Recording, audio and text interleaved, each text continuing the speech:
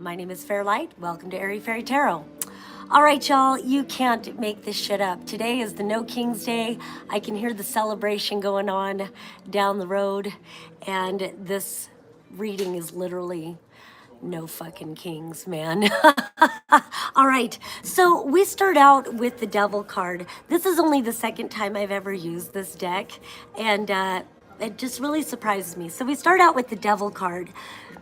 What really hit me about this card is that at first you think the devil is the snake, but when you look closer, you see that the snake has been severed. It's all disconnected. It's all separated and bleeding. And so the devil is disconnection. The devil is in separation. And then, again, you can't make this shit up. We've got the emperor, and we've got the prophecy. So the emperor stands without reason. With the devil and the emperor, this is a corruption of power. This is an abuse of power. And then we have the prophecy. Now, I don't know what this would correlate to in regular tarot. Like I said, this is only the second time I've used this deck.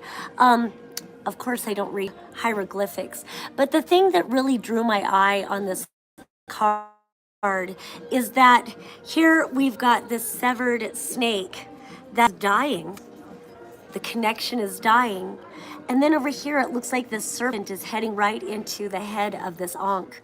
So the Ankh represents the female reproductive system. The Ankh is a key.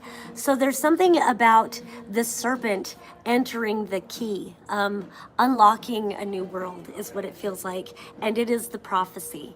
And so I like how this reading is. No kings.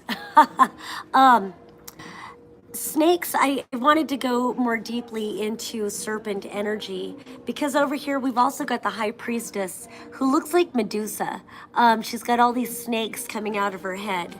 So snake or serpent symbolism, it represents transformation, it represents renewal, it represents healing, it also represents destruction. It is releasing the old, shedding the old skin.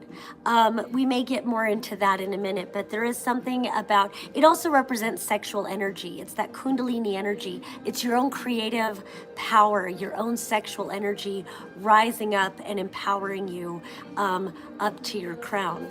So then we come up here with this emperor and this devil card especially, and this prophecy. We're overcoming 9 of Swords energy and 8 of Swords energy. 9 of Swords, I call this PTSD.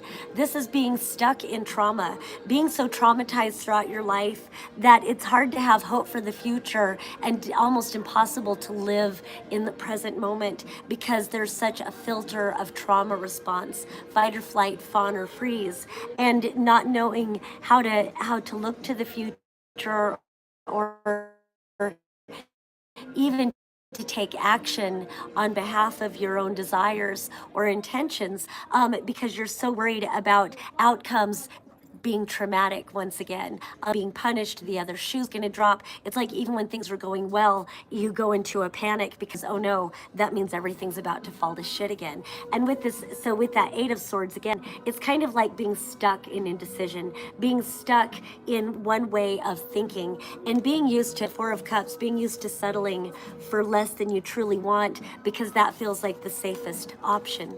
I've also got the 5 of Pentacles, which is about abandonment, rejection, low self-worth, low self-esteem, no self-love, feeling like, you know, again, you're unloved.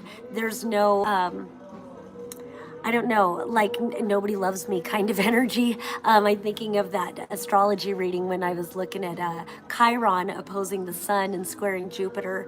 It's like nobody loves me, and if I do ask for help, I feel like I'm an imposter believing I deserve help or something. So these aren't very healthy energies. But underneath these, we've got ritual, which means using your magic to create different, using your magic.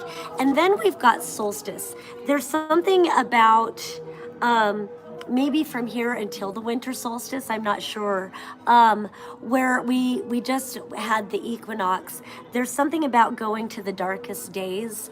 I don't know, we are going into the darkest days and then the light will return. So it does kind of feel like we are in a process, but then underneath that is the sentinel. So it's like stay vigilant and stay true to like your rituals of self-care and rituals of self-empowerment. This ritual is to overcome this rejection wound, the abandonment wound, and to take your power back. So then we've got strength and the high priestess, which is about finding the strength. Oh, it went like this. Finding the strength to listen to your own divine guidance. And again, all these serpents at her crown. So there's something about, normally the serpent starts at the root chakra and it travels up your spine to the crown. She's got all these serpents at her crown. So there's some sort of divine illumination about transformation, renewal, shedding the old skin and coming into this new empowerment, finding the strength to listen to the divine guidance,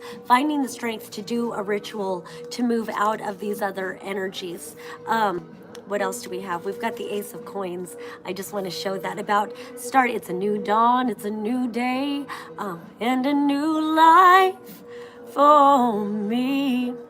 And I'm feeling good. It's about having hope for a new day, finding the strength to be the one to create that for yourself, and connecting with others to create that in solidarity with each other. So it starts with a new dream, being inspired, having the strength to listen to this divine guidance and creating a new seed to plant. And I love that we've got this solstice card, which is the sun, and this pentacle looks like this illuminated sun. Really, that's what he's holding. So it's like this new hope.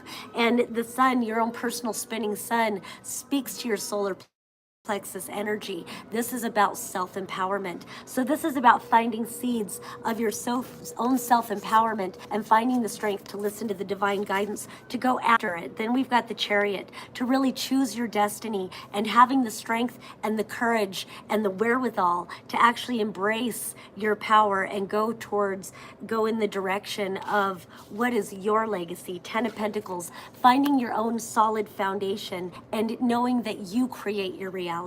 And so it's choosing sovereignty over authority. Authority is a lie. It's made up. What is the foundation of authority? It's based on violence and greed. Those are not virtues. True sovereignty is about strength, and it's about empowerment, and it's about self-worth and being self-directed, finding your own personal spinning sun. So then after this 10 of Pentacles, I've got cards everywhere. Tens indicate the completion of a cycle. So it's like once you have completed that cycle, you can move in a new direction. And then we've got this 8 of Cups. What's interesting is that whoever created this deck, instead of putting 8, they put 13. I love happy little accidents because 13 is the number of the goddess. And baby, that's who you are. You are the goddess. This is moving in a new direction. And it feels like definitely moving away from an old world, an old tyranny, an old world order based on dominance and greed and violence and authority, and connecting in sovereignty and self-assurance. All right, that's all I have for today. Once again, my name is Fairlight. Thank you so much for watching. Peace and love until next time. I'm gonna go march.